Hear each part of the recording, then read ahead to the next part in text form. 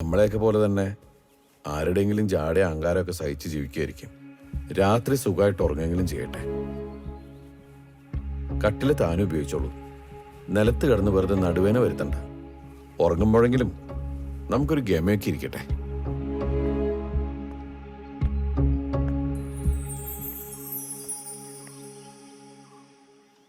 കട്ടിലിന് നന്ദി. ഗമയൊട്ടും കുറയ്ക്കാതെ ഉറങ്ങി.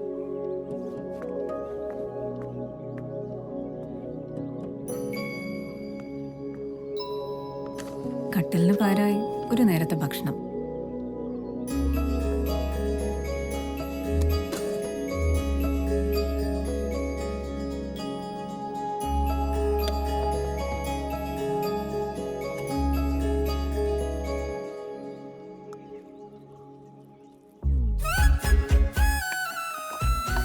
ഓട്സ് കൊണ്ട് ഇങ്ങനെ ഉപ്പുമാവൊക്കെ ഉണ്ടാക്കാൻ പറ്റുമല്ലേ? നന്നായിട്ടുണ്ട്. എല്ലാ ദിവസവും ഇനി കട്ടിലിൽ തന്നെ കിടക്കണം. ഒരു നേരത്തെ നല്ല ആഹാരത്തിനായി പ്രതീക്ഷയോടെ പവിത്രൻ.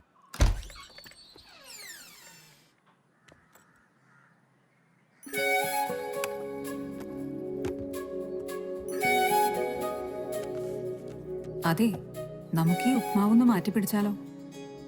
അങ്ങനെയാണെങ്കിൽ കുറച്ച് പാത്രങ്ങളും സാധനങ്ങളും വാങ്ങിച്ചു വെക്കണം. പേടിക്കണ്ട, ചെലവ് നമുക്ക് ഷെയർ ചെയ്യാം. എന്താ? പ്രതീക്ഷയോടെ ഇരിക്കുന്ന പവിത്രന് മനസ്സിലായോ ആവോ? മനസ്സിലായി മനസ്സിലായി.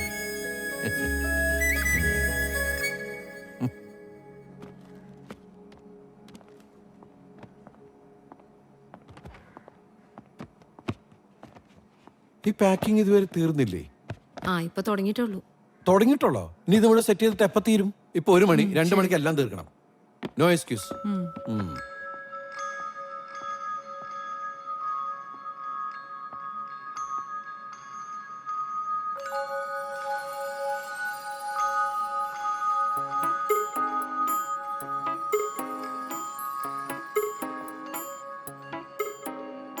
പിറകിലാരോ വിളിച്ചോ, മധുര നാരകം പൂത്തോ, അകലെ മുകിലിന് പിറകിൽ പനിമതി വെറുതെ എന്തിനൊളിച്ചു, മുറിയിൽ കഥകിന് വെളിയിൽ ഒരു കിളി പതിയെ ഒന്നു ചിലച്ചു.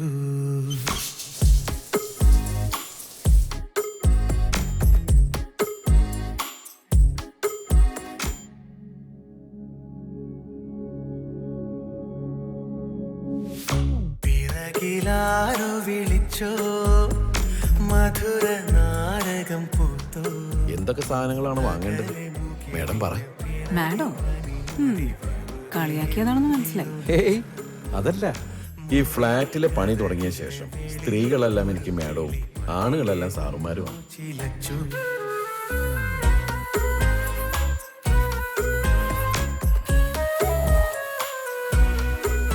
അല്ല, ഞാനിതൊരു പേര് ചോദിച്ചില്ല.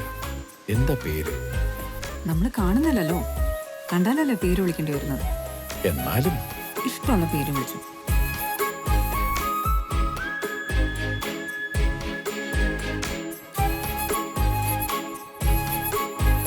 മായാന്ന് വിളിക്കട്ടെ?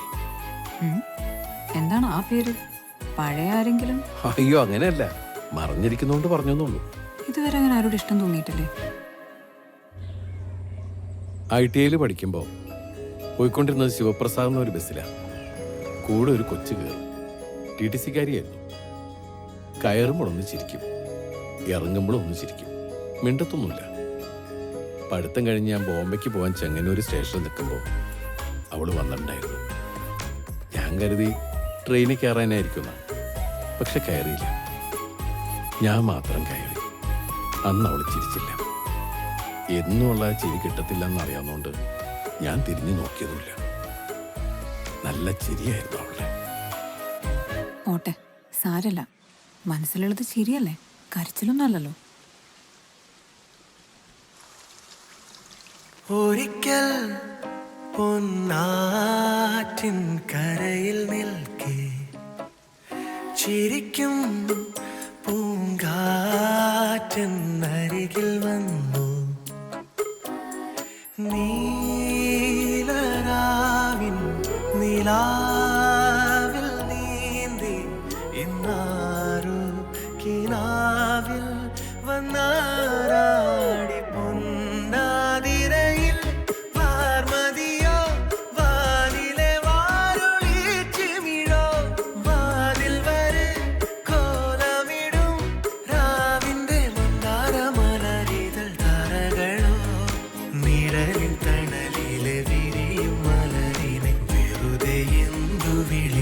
ഇപ്പൊ കുടുംബസ്ഥനായി. ഇനിയൊരു ലോണും കൂടി എടുത്താ കംപ്ലീറ്റ് ഫാമിലി മാൻ.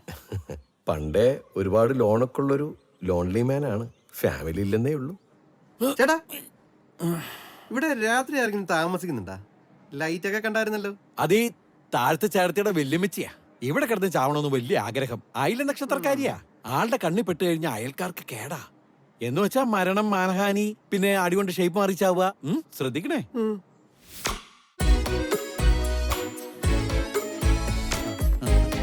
കണ്ടോ, കൃഷി കാണാതിരിക്കുക.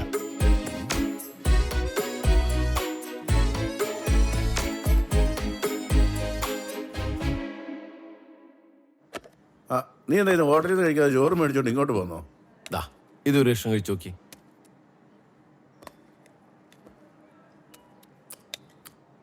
കൊള്ളാലോ. ഇതേത് ഹോട്ടലിൽ നിന്നാ? ഹോംമെയ്ഡാ. എന്നാ പിന്നെ എനിക്കൂടെ ഒരെണ്ണം മേടിക്കാൻ മേലായിരുന്നോ? അതിന് എല്ലാവർക്കും കിട്ടത്തൊന്നുമില്ല. എന്നാണെങ്കിലും നല്ല കൈപ്പുണ്യമുള്ള ആരോ ഇത് ഉണ്ടാക്കിയിരിക്കുന്നത്. മീൻകറി വളരെ നന്നായിട്ടുണ്ട് കേട്ടോ. എവിടെയോ എനിക്ക് ഒരുപാട് പരിചയമുള്ള രുചിയായിട്ട് തോന്നി. മധുര നാരകം പൂത്തോ അകലെ മുകിലിന് പിറകിൽ പനിമതി വെറുതെ എന്തിനൊളിച്ചു.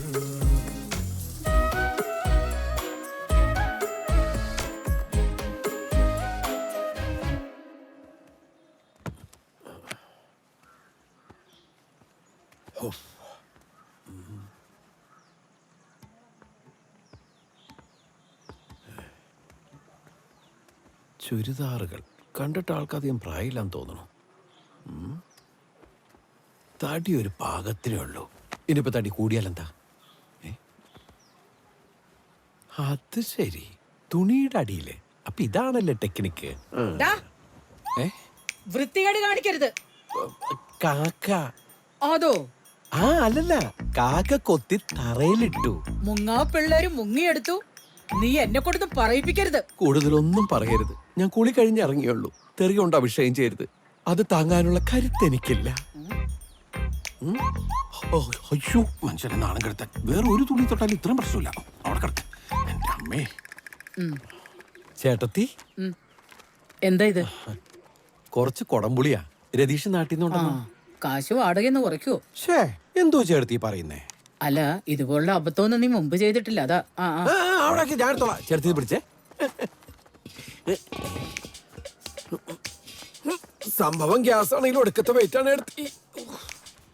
മനുഷ്യപ്പറ്റുള്ള ഇനോണോ? മിണ്ടാനും പറയാനൊക്കെ പറ്റുമോ എടുത്തി? ആര്? മറ്റേ കൊച്ച്. കൊടംപുളി ഇട്ട് മീൻ വെച്ച ബെസ്റ്റാ. ആരും വിശ്വസിക്കാൻ കൊള്ളത്തില്ലെന്നേ. ഞാനിപ്പോ അതുകൊണ്ട് കാശൊന്നും മുറിയിൽ വെക്കില്ല. റിസ്കാ. റിസ്ക് കുറച്ച് വാങ്ങണം. നാളെ വാങ്ങാം. മോളുടെ പ്രായത്തിലുള്ള കുട്ടീനെ തന്നെ കൂട്ടിട്ട് നന്നായില്ല എടുത്തി. മോളിന് സെപ്പറേറ്റ് മീറ്റർ വെക്കണം. ഓ, ബില്ല് ഭയങ്കരമായിട്ടൊന്ന് കൂടി. കാണാൻ കൊള്ളാവുന്നതും അവിവാഹിതയുമായി ചെറുപ്പക്കാരി ഒറ്റയ്ക്ക് താമസിക്കാന്നൊക്കെ പറഞ്ഞു. പിന്നെ അപ്പുറത്ത് ഞാനായതുകൊണ്ട് പിന്നെ കാണാൻ കൊള്ളുന്ന കൊച്ചി ഹാർബറിലെ മീനാ നല്ലത്. വിലയും കുറവാ. എന്നാ കുറച്ച് വാങ്ങി അങ്ങോട്ട് പുഴുങ്ങി തിന്ന്. ഡാ, നീ ഇതൊന്ന് ഫിറ്റ് ചെയ്തിട്ട് പോടാ. തന്നെ അങ്ങോട്ട് ഫിറ്റ് ചെയ്യാ മതി. പിന്നെ തിരുവനന്തപുരത്തെ ചോദ്യം ചോദിച്ചു കഴിഞ്ഞാൽ കോഴിക്കോട്ടെ ഉത്തരം പറയും. എന്നിട്ട് കൊച്ചിന് മീനും തിന്നണം. ഒറ്റയ്ക്ക് 1.5 കിലോ മീൻ പപ്പ പുടം കളാണ്ടിരുന്ന് തിന്നണ ആളാ. എന്നിട്ടും ആർത്തി ഈ കൊച്ചിൻ ഹാർബർ കണ്ടുപിടിച്ചവനെ കപ്പലേറ്റി കൊല്ലണം. വൃത്തികെട്ടവൻ.